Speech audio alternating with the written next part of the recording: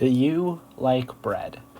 The answer was probably yes. And so we're going to talk about what actually makes up bread, and that's, you guessed it, carbohydrates. So basically, what is the purpose of carbohydrates? If you said energy, you'd be right.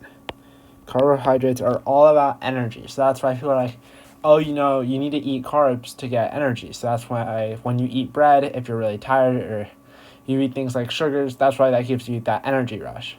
So the structure, so first, chemically, the structure is CnH2n.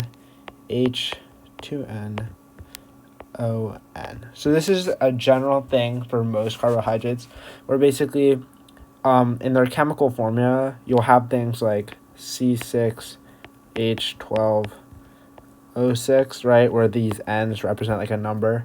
So the hydrogen will have like twice the number of carbons and oxygens, right? So like 12 is twice as big as 6. So this is like the typical formula for a carbohydrate, but it obviously can vary. And then the structure is a ring form. So it's a ring form. Obviously, this isn't perfect, but yeah. It's a hexagon form. That's how when you put like a sugar into water, it makes a little hexagon form. So that's what it looks like. So first, we're going to talk about monosaccharides. So basically, monosaccharides, you probably guessed it from the word mono, but that's just one. So that's one ring. So those are things like glucose, fructose, galactose. And the thing these have in common is they're all isomers. It's basically the same formula, but a different shape. Great, so those are monosaccharides. You don't need to know like specifically what they are, but like knowing a few examples can definitely help you. But just know that they're monosaccharides, so mono being one, so just one ring. Now we have disaccharides. So these are, you probably guessed it by the prefix di, is these are two ring shapes. So I'm gonna quickly draw what that looks like. And basically they're joined here, and the way that they're joined is through dehydration synthesis. So they're joined by dehydration synthesis, and if you don't know what that is, there's a really good video about it that previously posted. But basically, just to go pretty simply, it just takes out of water and then joins the two molecules together. So that's how they're joined together. A few of these, we have things like sucrose, which is just a glucose plus a fructose.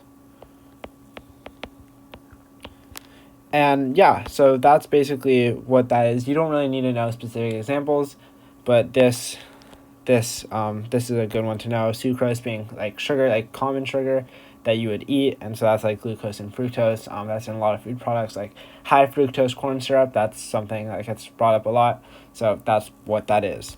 Then finally we have polysaccharides.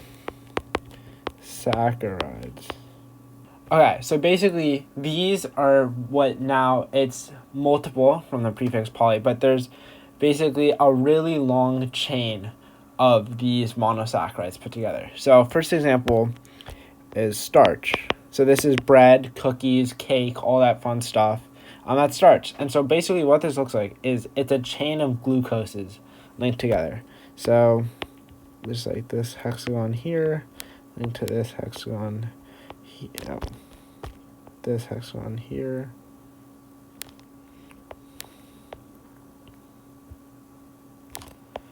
Yeah, you got the idea. Basically, it's just a bunch of glucoses. I'm just writing G for glucose.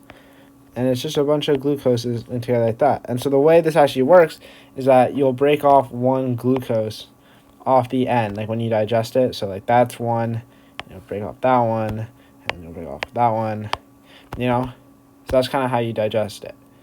And then another thing is cellulose. So cellulose is found in plants. And basically, this is basically almost the same as starch, but with one key difference, is that it's actually every other glucose in a chain of cellulose is upside down.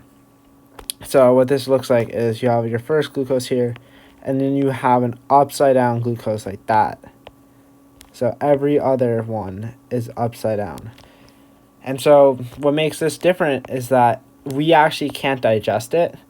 And so that's why things that are like high in fiber, that's like high cellulose. And so that actually goes right through our digestive system, and that's why like high fiber foods make you have to go poo more. And then finally, one more thing, we have glycogen. And so this is the stuff that comes off from like adrenaline rushes and like high anxiety, high stakes, high pressure performances. And basically what this looks like is it looks kind of like a bow tie pasta, but it's basically this tree of glucoses.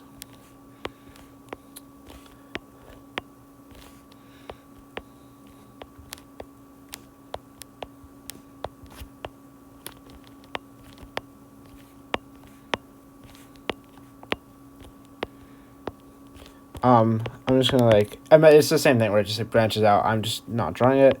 But what's really important about this is we looked at the starch, right? And we talked about how, oh, yeah, glucose is broken off from the end, and you use that glucose to make energy in your cells. But what's really important here is that because this is like your emergency reserves, like flight or flight reaction, when your body sends a signal to your cells to start breaking down glycogen, what happens is it actually starts breaking off from the ends. But the ends have a ton of glucose just all sitting there, right? Because you have like a tree. So that instead of bursting off one at a time, we just burst off 4 all at the same time here. And so that's why it's that fight or flight reaction where it's like if you have like an emergency and your body's like, okay, we gotta go, and it all breaks it off.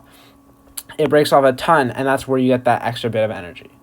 So that's basically it. For carbohydrates, you really need to know all about the energy. All about the energy. This isn't super important in Unit 1, but in Unit 3, oh my god, glucose carries the entirety of Unit 3 on its back. Energy, energy, energy, energy.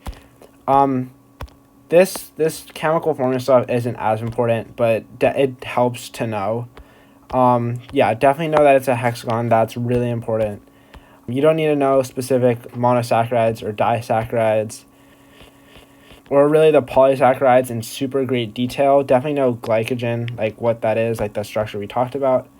But other than that, as long as you know those key things, should be good to go. And I will see you guys in the next one.